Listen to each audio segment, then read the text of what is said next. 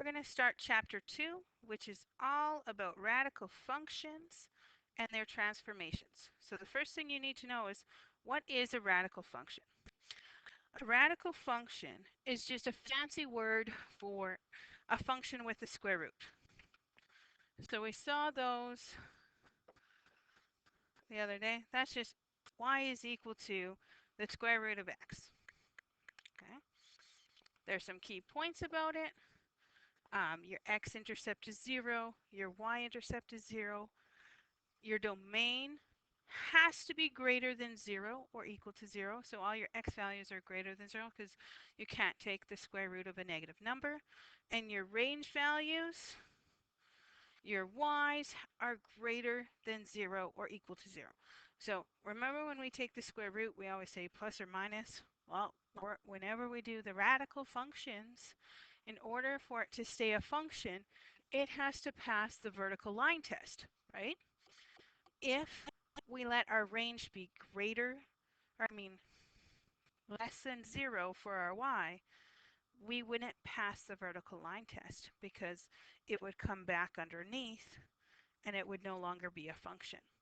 So in order for the radicals to continue to be a function, we have to restrict the range. Okay, so no plus or minus, it can only be the positive answer of the square root. The intercepts in domain and range suggest that the endpoint at 0, 0 is like the final point, the endpoint to the left, but there's no right endpoint to this graph. It continues on forever towards the right. When we look at the graph, it's shaped like half a parabola. There's some key points in here that you should know about. Okay, so 0, 0 is one of those key points, but basically any points that are key points for you guys to know about are the ones that are easy for you to find. So perfect square roots, right? So the square root of 4 is 2. The square root of 9 is 3. The square root of 16 is 4. Okay, and those make that radical function.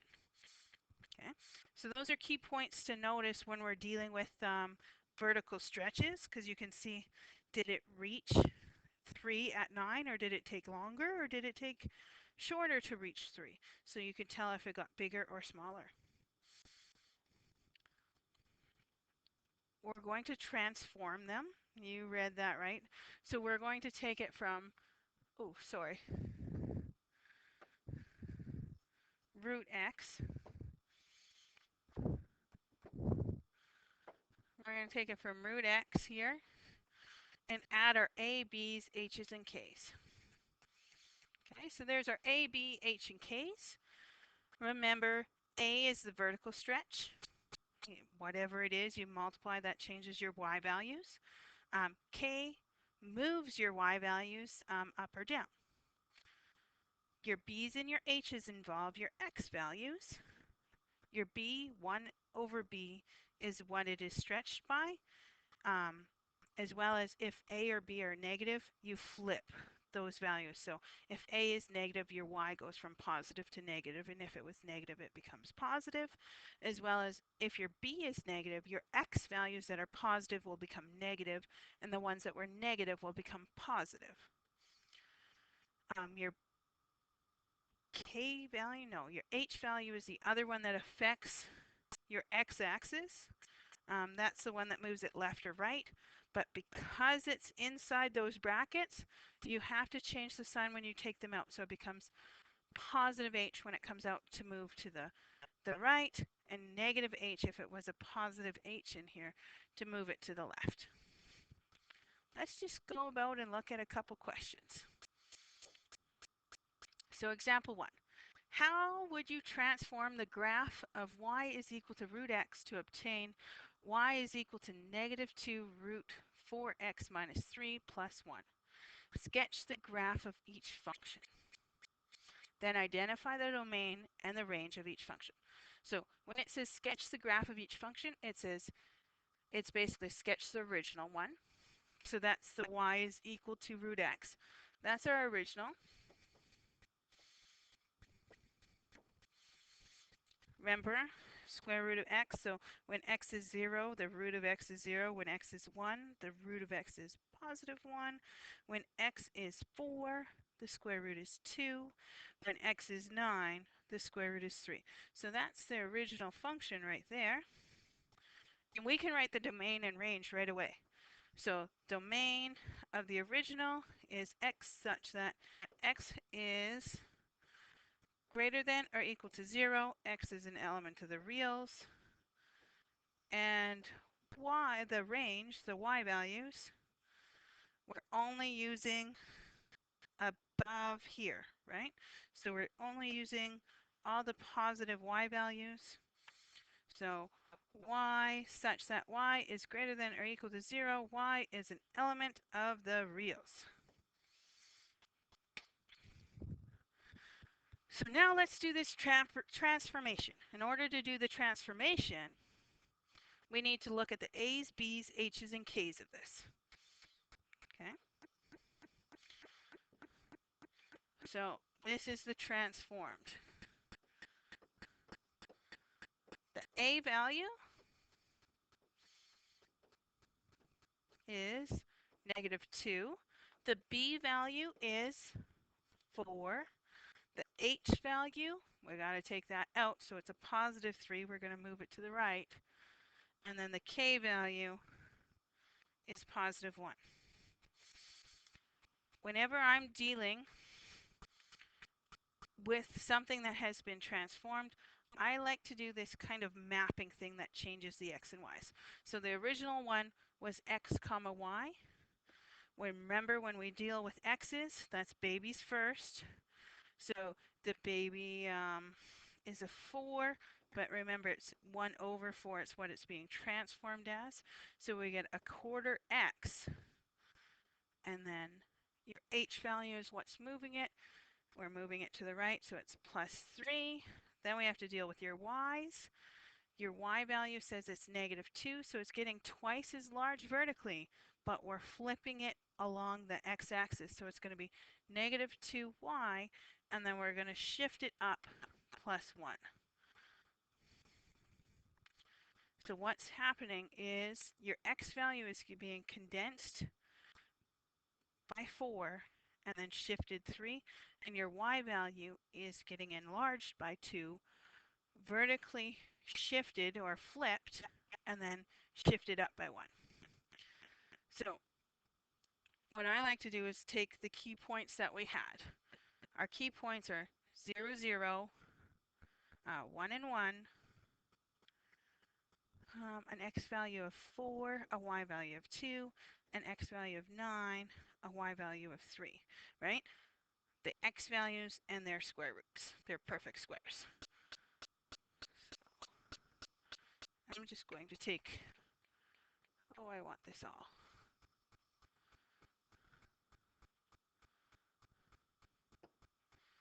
I'm going to bring it down here so we can find the pieces. Maybe I will.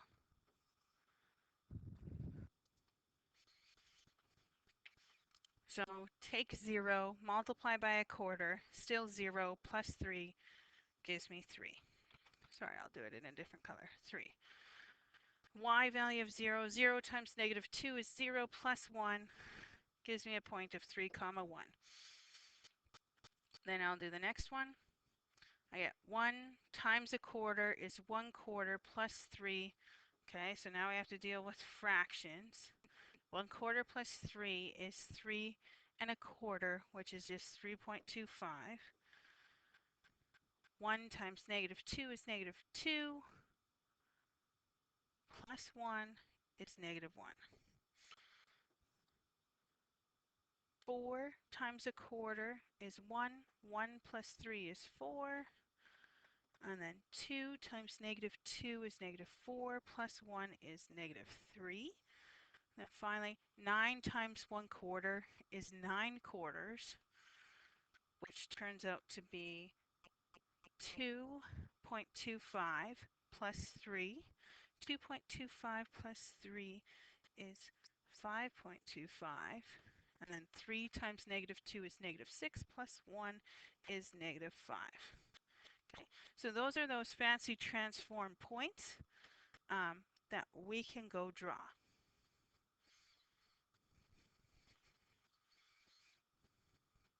So the first one is 3 comma 1, so 3 over 1 up. The next one is 3.25, negative 1. 3.25 and a negative 1 is right about in there. The next one after that is 4 and negative 3. 4 over negative 3 down. And the final one is 5.25 over and negative 5 down. So we can see that it's flipped upside down because it's heading that way. We could go pick out more points, but it's heading that way. And if we have 4 points, I'm happy with that. We can see that it definitely was horizontally squished.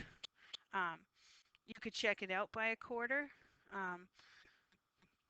It's hard to tell what your domain value was because it doesn't have an endpoint, but you could pick an endpoint, right? So you had 4 points here, and here's where your x started, and we'll just say we stopped it here.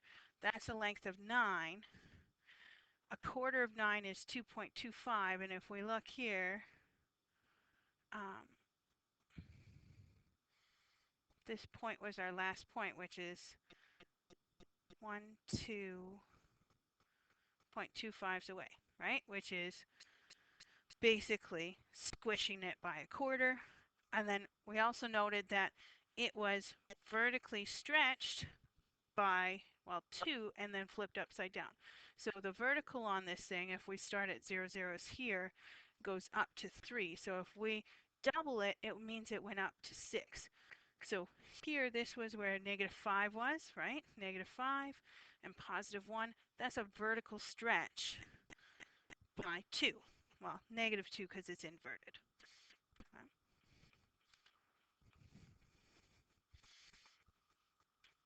Now, I'm quite sure, oh, we didn't do the domain of this guy. So let's talk about domain and range. The domain is all the x values. The x continues on in this way, right? So we just need to know, where did it start? X such that x is greater than or equal to 3. X is an element of the reals. Then we have to look at the range. Sorry, my board's doing something funky there. The range is all the y values. The highest y value is this positive 1, and then it continues on downward, right? So our range will say something like y such that y is less than or equal to positive 1, because it's going down, so we have to say less than.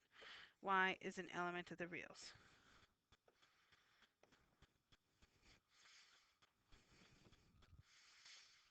Now, you could do this for any type of thing. You just keep on doing your A's, B's, H's, and K's. I will carry on and do this one for you, or go through this one with you. It's the same thing. So the original graph, you would graph it. We've stated the domain and range of the original graph in a prior question, so I won't do that again. But it's 0, 0, 1 and 1, 4 and 2, 9 and 3. So that's our original graph. If I take a look at this, we're going to vertically stretch it by 4 because our A value is 4. Our B value is negative 2. So that means we are going to compress it by 2, or stretch it by a half. Basically compress it by 2. But because it's a negative, the x values are going to rotate. So what's going to happen is this whole graph, instead of going this way, will head off that way. because that's a negative x. And b values deal with negative x's, or the x values. Our h is -3, which means we're going to move to the right 3. And our k is -5, which means we're moving down 5. We can still take all those points and move them, but we have to come up with that mapping notation. So your x value is -1/2 x minus 3, because that's your h. And your y value is 4y minus 5. So you take all your points. Now, last time I individually wrote all the points. If you get good and you don't have to show your table of values, I shouldn't say if you get good, if you're faster at doing math in your head, sometimes it's hard with fractions, but you could do it right in your head. So 0 and 0, so 0 times -1/2, and minus 3 is -3. 0 times 4 is 0, minus 5, so my first point is -3, comma, -5. Now, before I continue on, would you think that it's going to go up like this or down like that? It's hard to think about it, but you really got to look at your reflections, right? Your A value is positive, so it still means that it's going to go up. So you're going to expect it to go up like this, but you're expecting it to go in this way because your B value is negative. Okay? So we have our 1 point drawn, -3, 5. So what's my next point I'm going to use in my mapping thing? It's going to be this one, the 1, 1. Right? So -1/2 times 1 minus 3 is -3.5. -1 times 4 is -4, and that'll give us -9. So -3.5 and -9. Okay.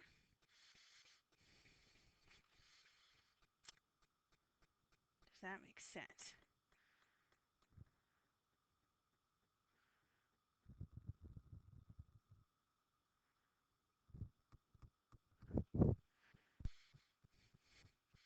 No, because I'm not doing my math very well, right? So that's why writing the points out might be helpful, right? Our point was 1, 1, but like if I put 1 in there, 4 times 1 is 4, minus 5 is -1. Whew, good thing we thought about how it was supposed to look, because as soon as I saw the point go down, I was like, ooh, I did my math funny. Okay, so -3.5 and -1. Okay, the next point is right here. That was 4, 2. So 4 times -1/2 is -2, minus 3 is -5. My y value was 2. 2 times 4 is 8, minus 5 is 3, so -5. 1, 2, 3, 4, 5, and +3 right here. And the last point is 9 and 3. So -9/2, so 4.5. Minus 3 is 1.5. Okay, no. -4.5 minus 3 is -7.5. And then 4 times 9, 4 times 9 is 36, minus 5 is 31. Okay, let's do this again. Y value of 3. 3 times 4 is 12. 12 minus 5. 3 times 4 is 12. 12 minus 5 is 7. So my last point is -7.5 and 7 up. Okay. And so we can draw it. It does go up in that way. We can tell it did get vertically stretched. should be by a factor of 4. We can look here, it went from 0 to 3, so that was 3 here. To be a factor of 4, it should have 12 in between our first point and the last point we just drew. This was down at -5, and that's all the way up to 7. If we do that spread, that's 12. 4 times as large.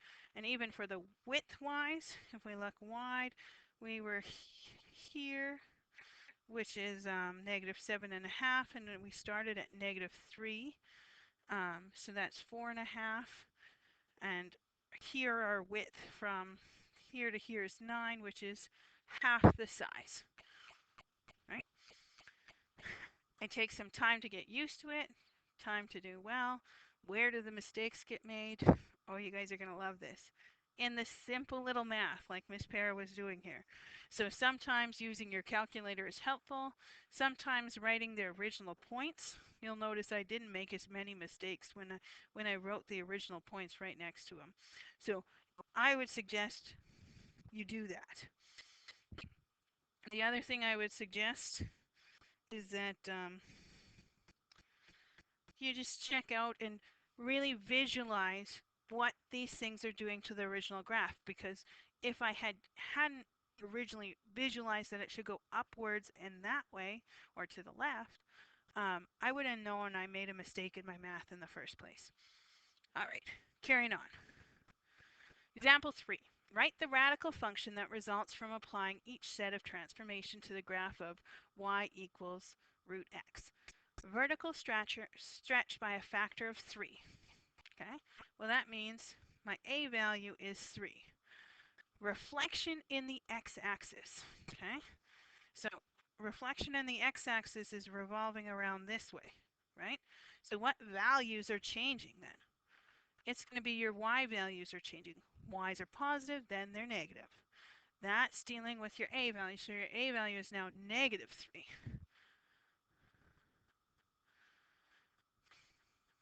A translation of 4 units right.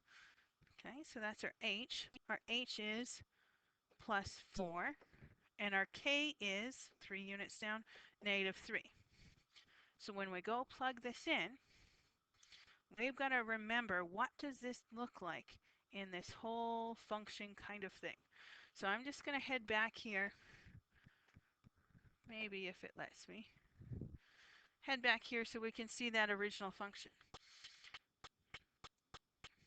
I'm going to erase what I wrote on top here. So if we look at this original function, the a is on the outside of the root sign, the b is on the inside. If there is an h, it should be in brackets with the x minus h.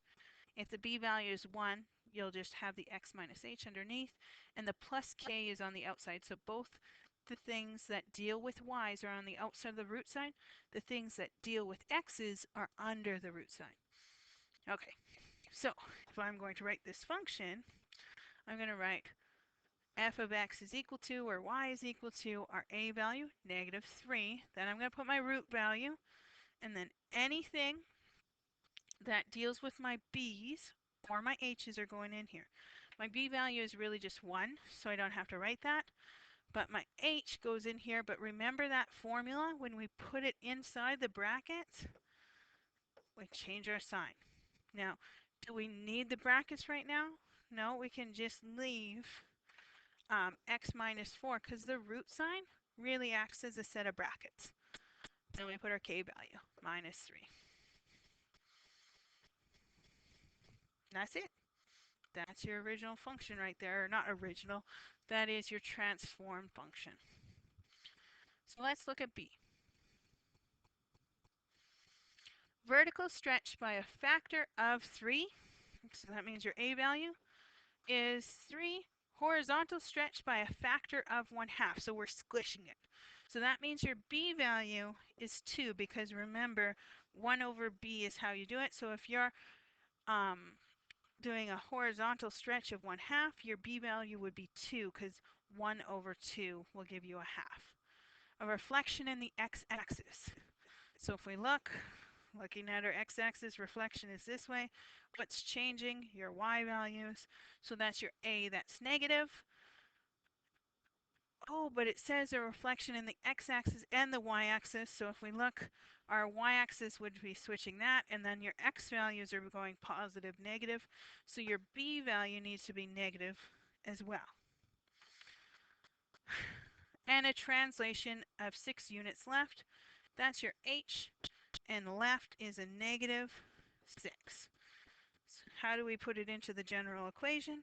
Well, the function, or y is equal to our a value, negative 3, times the original function, which is the square root, then your b value of negative 2, bracket x plus 6, end bracket. Okay? Lots of times I would leave it here, but sometimes people expect or like to see it expanded out in full, so it would be negative 2x minus 12. That just means you distributed your b inside. Sometimes the answer key does that. I'm okay if you leave it just right up here.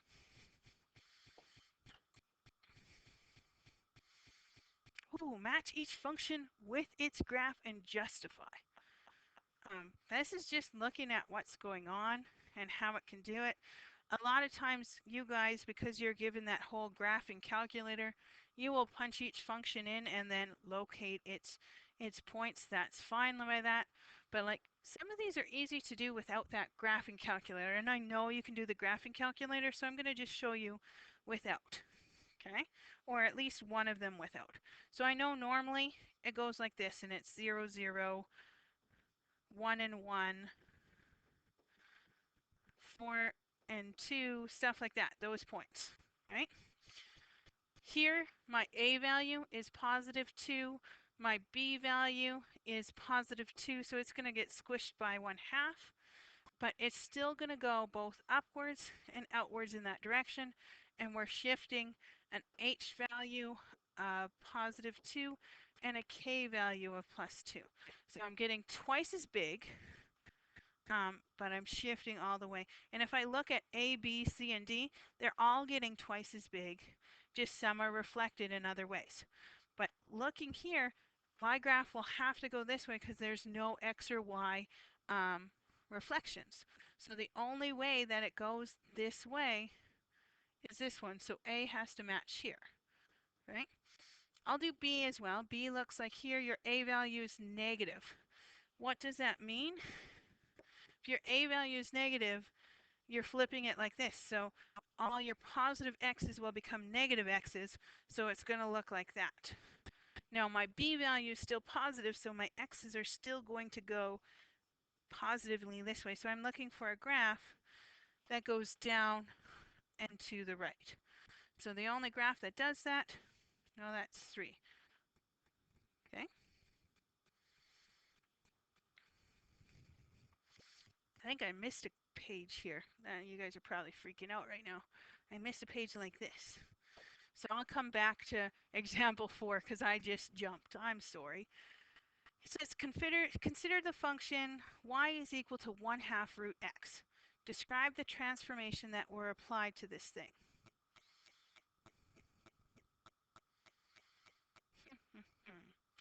The transformation that were applied to y root x to obtain this function. Y is equal to 1. Well, we're just taking our a value, right? Our a value is 1/2. So that means you are taking your y values, if we're doing a mapping, and just multiplying them by 1/2 y.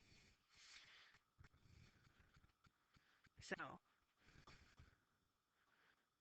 the only transformation is a vertical stretch of 1/2, or you could say a compression by 2. Sorry.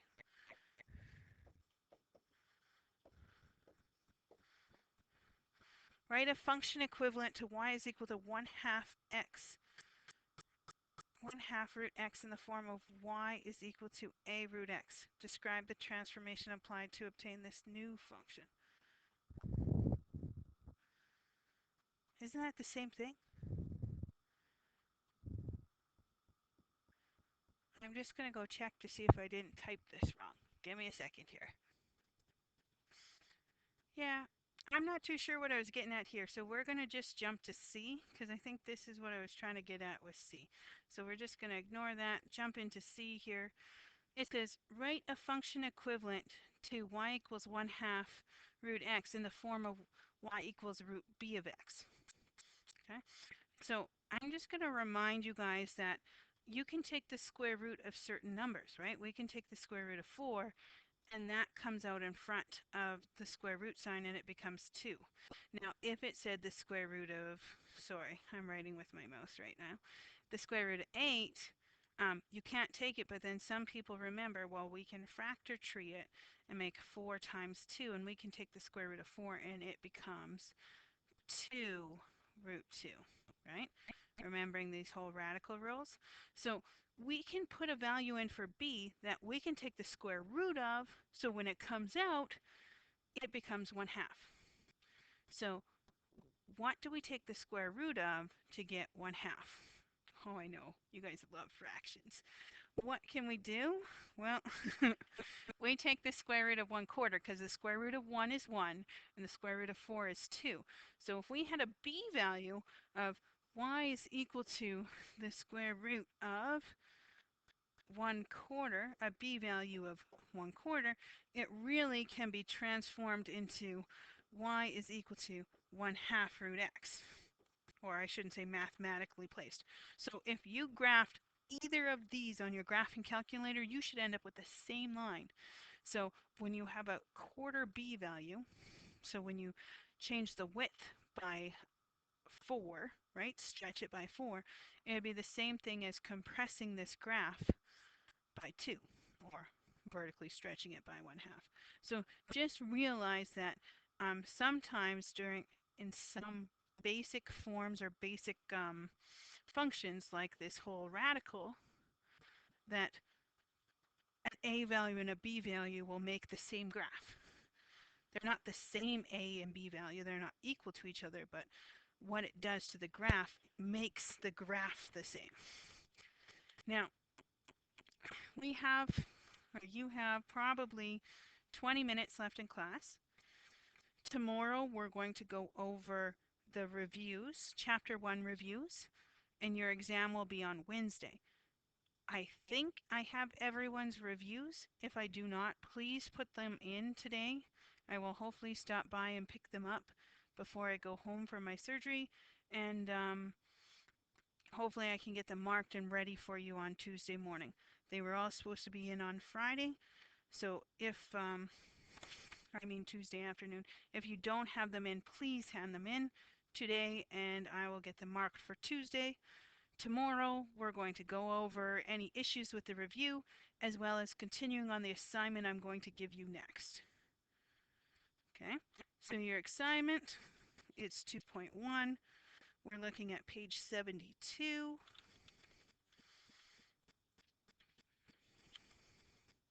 Ooh, there's lots. I'm thinking we should do 1 to 16, your choice of odds or evens, whatever you would like to do. Okay, so that's on page 72, odds or evens, questions 1 to 16.